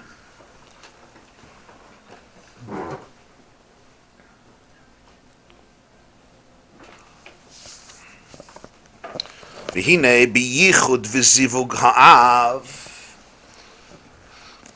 Biyichud v'zivug ha'av means during the unity and the intimacy, the zivuk of the father. V'hine biyichud v'zivuk kama. V'hine biyichud v'zivuk during the time of intimacy, of closeness. Ha'av mashpia mebchines hagvura shaboy. The father, the husband, ought to give from the place of gvura that is in him, because that's the language of his partner. V'ha'em shehi migvura, and the mother, whose soul is rooted in gvura, mashpas b'bchinas ha'chesed shaba. She ought to give from the chesed in her, because that's the language of her husband. V'lachein yicholim l'schaber yachad. And that's the only reason that man and woman could connect. Because man finds the feminine language in his soul, and woman finds the masculine language in her soul. Aval ilu ha'av haya ha'av mashpia mechesed shebechesed, va'nekeva migvura shebegvura, be'emes lo haya mischabrim klal. If the father would only give from his own dimension, and say, since my soul is rooted in chesed, that's what I give. I give who I am. And the woman says, or thinks, or subconsciously operates on that level. Since I'm rooted in this space, so this is what I give. I give. But I give from me, and this is who I am. There can't be unity. Water extinguishes fire. Maya mechabem eish. Or the other way around. The Eisha fire dries up the water.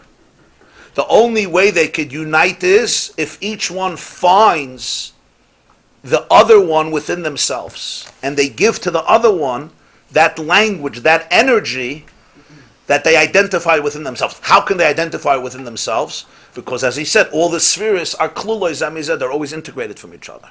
So it's emes that the neshama of the zachar is rooted in chesed, and the neshama of the nekeva is rooted in gvura. One is called water, and one is called fire. One is very intense, one is very powerful, one is very strong, one is very personal. And one is more aloof, one is a little more detached, one is a little more reserved, one is a little more, what?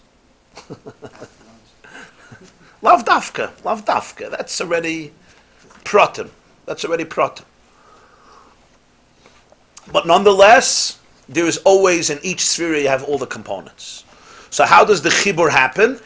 The chibur happens only when the zachar, what is intimacy? Intimacy means he finds the gvura and the chesed, and that's what he gives to the other person. What is intimacy for the woman? She finds the chesed and the gvura, and that's what she gives to the other person. Now this, obviously, has very, very practical ramifications. What we're learning here is that if I give you a lot of love, or a lot of anything, but what I'm giving you is me, it's something that's meaningful to me, it's something that speaks to me, it's something that expresses what I would like, I'm not connecting to you. I'm actually disconnecting from you. Why am I disconnecting from you? Because I am not respecting your identity, and I'm not nurturing what you need in order to be able to feel close to me. That's a very, very powerful idea, because the Zachar is giving. He's giving and giving and giving and giving and giving, but there's no connection. There's absolutely no connection. Why is there no connection? Because you're not recognizing that the other person is truly different than you. Not only different, but opposite. You're not recognizing that. And you're not recognizing that, you're not respecting that, you're not doing anything about that. What has to happen is I have to find the language in me that speaks to your soul. When I give that to you, now you could feel close to me. And the same way the other round. When you give to me what is meaningful to me, now I could feel close. If not, it's two separate languages. Today they speak a lot about different love languages. I'll give that example in practical. 5 love languages. For teenagers, for children, for men, for all people.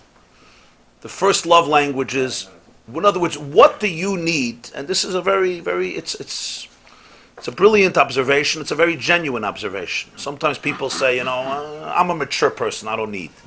But that's not the case. Like Likkutei Torah malachi asharis.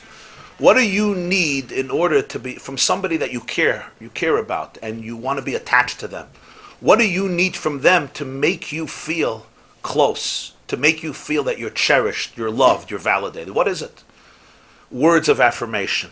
Words of affirmation means simply words that validate you, that empower you, that lift you up.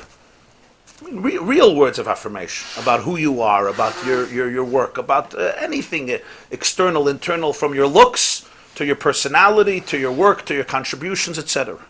Then there is spending quality time.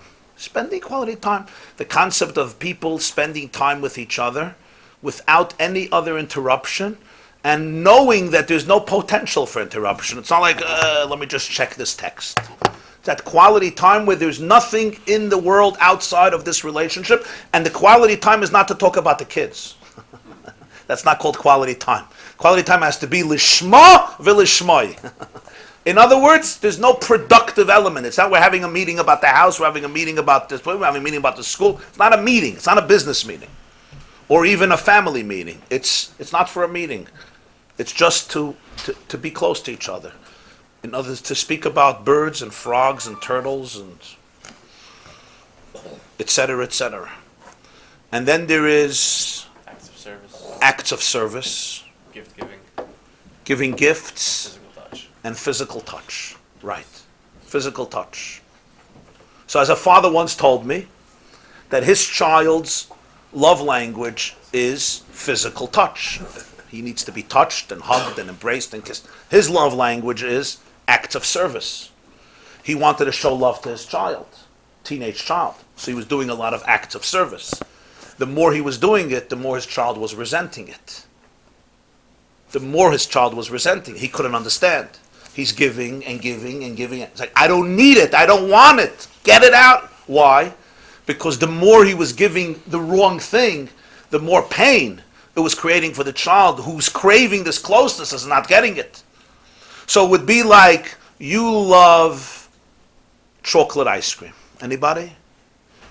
Your wife despises chocolate ice cream. She likes vanilla ice cream. Anybody? Okay. Nobody? Okay.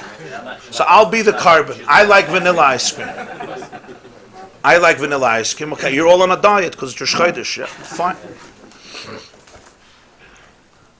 Ich red wegen Ice Cream, aber ich mein Torah.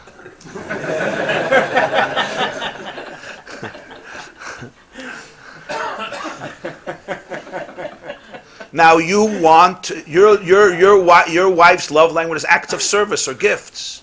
So you decide, Mehayom v'Hallah, you're going to buy her, and she loves ice cream. You're going to surprise her with ice cream every single day.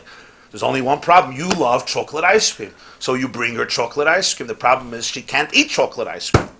You're expecting her to be grateful, to be thankful, to be so impressed and inspired.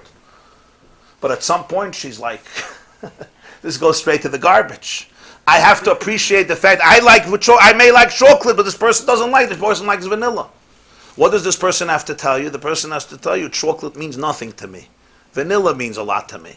So this is a simple mashal, but it's a mashal about a lot of relationships because couples don't have these conversations often. So they're both nice people. They're both trying to do the right thing, but it's like, whoops. I don't know your language. You don't know my language. I don't know how to connect to you. You don't know how to connect to me. What you're trying to do good things, but to me it does not touch my soul. It doesn't make me feel close. Why? Because it's not nurturing who I am. It doesn't make my soul blossom. It doesn't make me flourish. It doesn't allow my imagination to grow. And today, this is one of the huge yesodis in therapy. The huge yesodis. Here he says it in 2 lines. That what is intimacy based on? Intimacy is not based on you being close with yourself.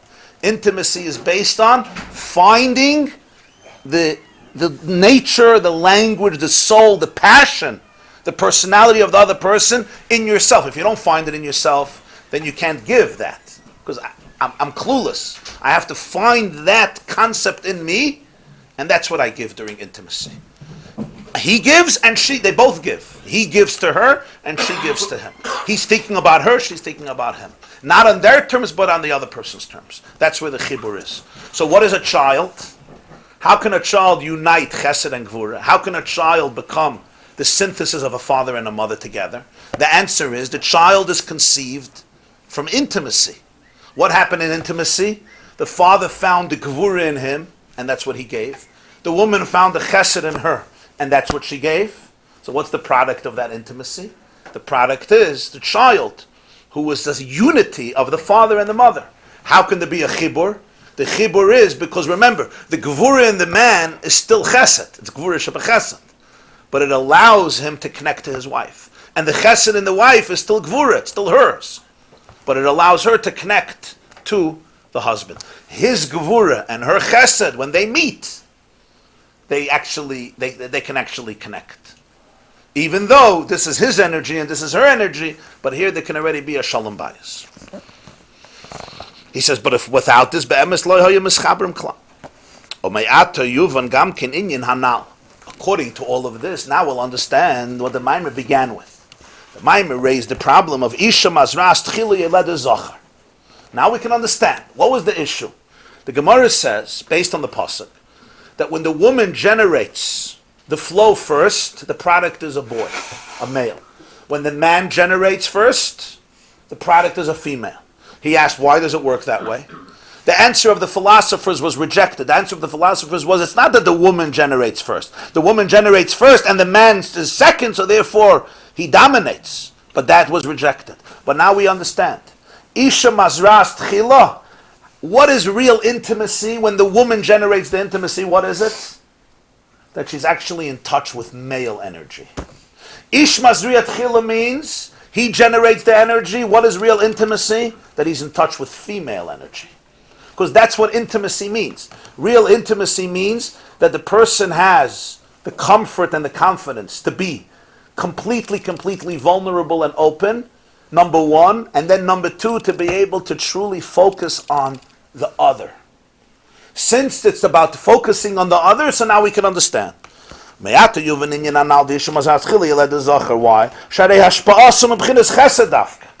What's Isha Mazras Tchila? If Isha Mazras Tchila means who is, so to speak, the dominant feature in this relationship? She. She is arousing. She is triggering. And her, what is she doing? She is mashpia from chesed. L'chein, yeled zacher shumei chesed. So therefore the birth is the zacher, who's also chesed. Mashenkin Ish Mazriat Tchila. If the main dominant component in this relationship is the ish, he's Mazriat Chila. And what is he giving? His ashpa comes from Gvura because he's connecting with his spouse. So therefore the birth is on a keva. According to this, the words of the pasuk, the way the Chazal interpret it, could be understood literally. She'isha ki Tazria tailed hi ayidei zeh mamish zachar. The zachar is not v'loike pirish ha-filosofim machmas shazera ha-zachar bola b'soiv chuli she'ein ze b'mash moloshin ha-posek klal. Not like the philosophers say, that it's not that the Isha ki Tazria makes the zachar. No. Since Isha ki Tazria, so technically the Ish comes second, so he's on the top, and Ilah Gavar, so since his tip is on the top, so therefore the male is the dominant feature. That's not the Vort. According to this, the Vort is Takid Isha ki Tazria Yalda Zachar. The Zachar comes from the Isha ki Tazria. Why? Because real intimacy comes from the woman finding masculinity in herself, and therefore connecting to that aspect in herself, and thus having the ability to nurture and give that to her husband, and conversely. So therefore, if he's Mazriat Chila, so therefore the dominant component in this moment is the feminine, because he was Mazriat Chila, so therefore it's a Nekeva, and if she was Mazriat Chila, so the dominant feature is the masculine, because that's what intimacy is about, so therefore the product is going to be a Zachar. So this is only in the case where they are actually doing that, right? Or not?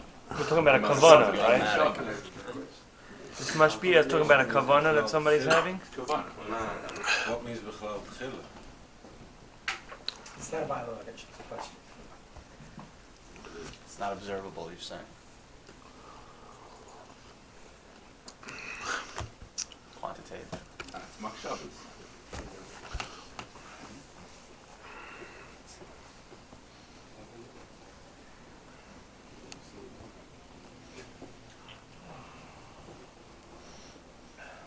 Rav said before, intimacy is into me.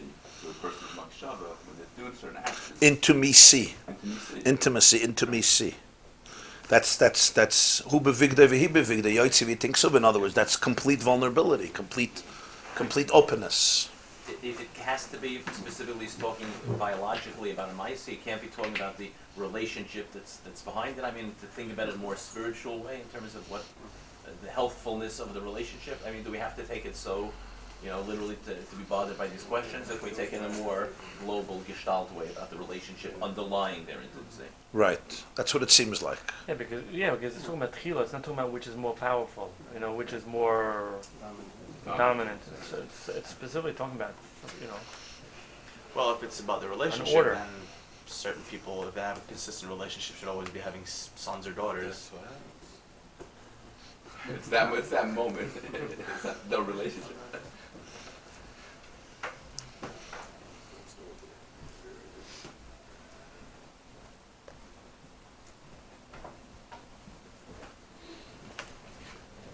Then we can have control over it. Can you control it? Control it. Well, that's new technology that you do that. I'm gonna say something like Selective,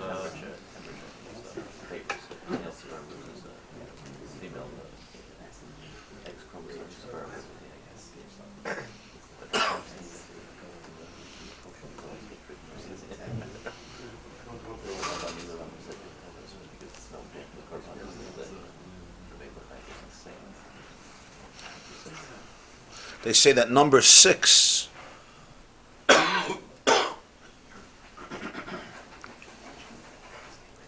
they say that 2 people got into a major dispute about a particular number.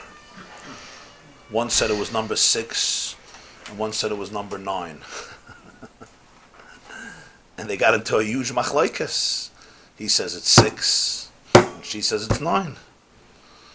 So they came to the arbitrator to make peace. So the arbitrator said, look, if you look at it from one perspective, it's a 6.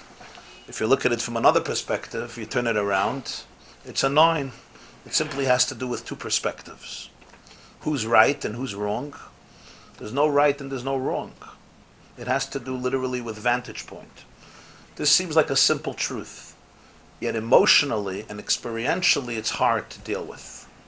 Because on an intellectual level, everybody can understand this.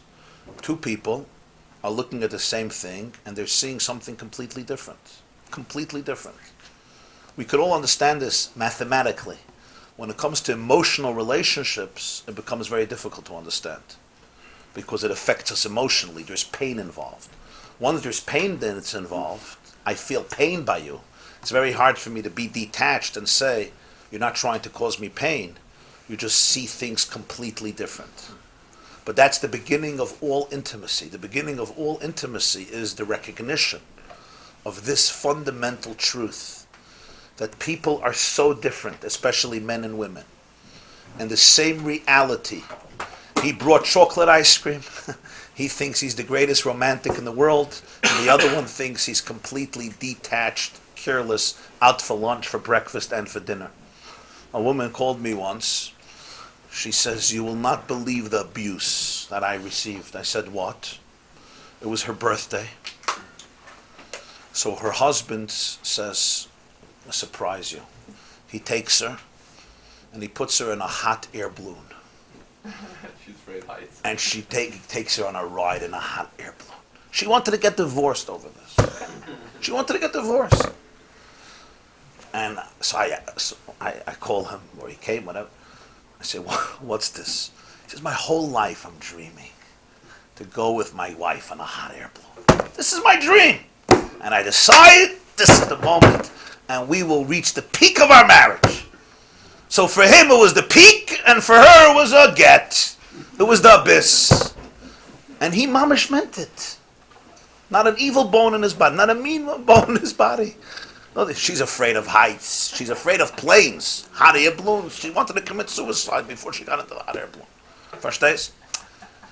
Okay, so over there it's very obvious. You have to ask the person what they like before you take them on a hot air balloon or you take them on a Ferris wheel. But so here it seems simple. When it gets to deep emotions and experiences of life, it becomes much more subtle and much more sensitive. And what happens is after a few years, there's so much mistrust that people are not having this conversation. They already take for granted that their husband is just in his own world, or that he takes his wife is just in her own world, or he's selfish, or she's careless, or she's upset at him, he's upset at her. And they figure out how to maneuver life from that paradigm, but they both remain in a prison. And the reason they remain in a prison is because they completely are unaware of what's happening in the depth of the other person's soul. They talk about a lot of things, but this they don't talk about. And even if they talk about it, they can't experience it. So here is the Yisoid. He's not talking about a relationship, he's talking about a Zivug. What's Zivug? Zivug is two people become one. Not two people live in the same house, two people become one. And where do you see the oneness? You see the oneness in the child. To be able to have that oneness in the child, when Mayim is supposed to be Mechaba Eish, and Eish is supposed to overwhelm the water, it's only when you have Eish and Mayim, and the Eish remains Eish, and the Mayim remains Mayim. But if the Eish could find the Mayim in the Eish, and that's how it connects to the water, and the Mayim could find the Eish in the Mayim, and that's how it connects, so then what happens here is, two people who are l'chayra opposites can really experience oneness, can really experience intimacy, and the child will be a result of that. Yeah. Can I suggest something wild? Sure. Because people are asking about having boys and having girls. Maybe there's a deeper message here that's probably not shot in the mimer, but there's something that we can take home from here. Isha mazras tchila yoled zachar.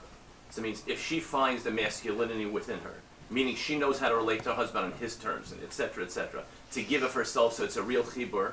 The end result will be yoled zachar, that the midah, her midah of chesed will ultimately emerge. Meaning the best way to see your midah come to fruition in this interaction is to give, and then that will be the best way to achieve the result that you want. Her midah zachar, she wants to see zachar come true in this marriage. She wants to see chesed, the midah of chesed, the midah of chesed. So the best way is then to submit to the husband his midah. It's not talking necessarily about the gender of the child as much as seeing that midah then emerge in their lives together.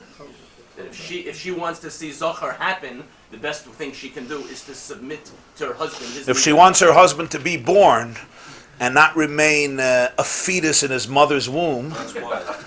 huh? That's wild. So then that's what she needs to That's do. wild. Huh? That's wild.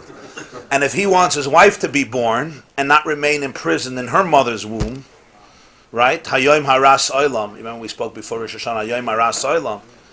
If she wants her husband to be born, she has to be able to give him his language, and conversely. Beautiful. Thank you. But still dominant. He's that child. Still dominant. So she was better at it than you was. Who wins? Who's on top? צריכים פה את הפסיכולוג לבאר את הדברים. Okay. And he finishes. Al pi Kabbalah, and according to Kabbalah, hazachar hu nimshach mishem ma v'anekeva mishem ban. Like everything in Pshat, it comes from the world of, it starts in the world of Nister. The zachar is associated with one of Hashem's names called Shem Ma. The nekeva is associated with one of Hashem's names called Shem Ban.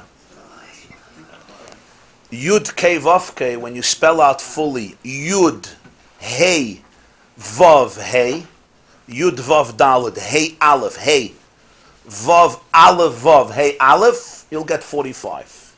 That's called Shem Ma. 52 will be, however, if you spell it differently. To get from 45, 52, there's 4 names of Hashem. Ma, Ban, Sag, and Av. 45, 52, 63, 72. It's all how you spell out Yud, Hey, and Vav and Hey. You could spell it with Alephs. You could spell it with Heys. Hey, Hey, Hey. You could spell it with Yuds. Hey, Yud. Vav. You could spell Vav, Vav. Vav, Aleph, Vav, Vav, Yud, Vav. That makes the difference of the names. And so it's 4 configurations of divine energy. So the Zachar is Ma. The Nekeva is Ban. V'hinei Ma kolol gamkin mi Ban v'gam Shem Ban kolol mi Ma. Ma encompasses Ban. And Ban also encompasses Ma. V'ashpos hatchar u'pchines Ban de Ma. So you have in the all the writings of Kabbalah, which is the code language of Kabbalah, when the Zachar gives, the masculine element of the divine gives, what does he give? He doesn't give Ma, he gives the Ban of Ma.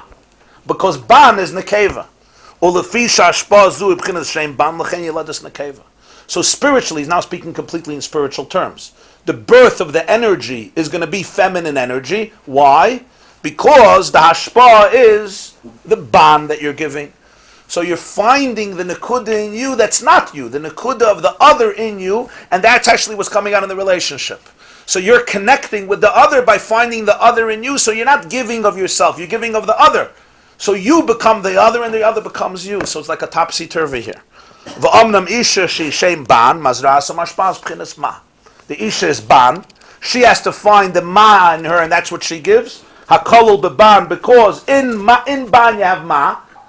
Ulefishu b'chinas ma, and because she's giving ma, l'chen yeled zacha. So therefore, the child is a male.